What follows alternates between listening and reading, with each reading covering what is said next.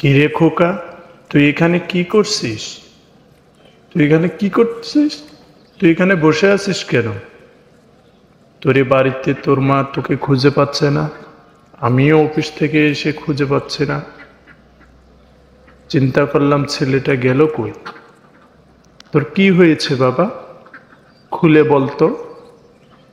আসলে আমি চেষ্টা করব যে আসলে তোর কি সমস্যা সেটা সমাধান করার জন্য।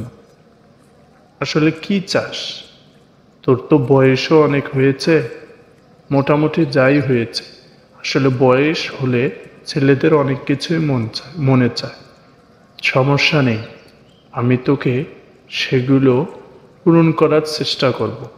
তুই বল বাবা, ঠিক আছে? তুই জানিস যে আমি তোর একটা আদর্শবান বাবা।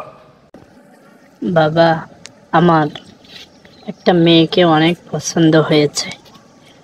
তো আমি সরাসরি মা এবং বাবাকে বলতে তো লজ্জিত পাচ্ছি, অনেক লজ্জা পাচ্ছি, তাই আমি বলতে পারছি না। এজন্য আমি এখানে বসে আছি, অনেক চিন্তা করতেছি। যদি তুমি একটু আমাকে সহযোগিতা করতে তাহলে অনেক ভালো হতো। আমি একটু চাই যে এই মেয়েটাকে বিয়ে করতে। তো বাবা, তুমি যদি রাজি হও, মা যদি রাজি হয়, তাহলে তো আমার বিয়েটা হয়ে যায়। আমার তো বয়স মোটামুটি হয়েছে, এজন্য আমি এখানে বসে আছি।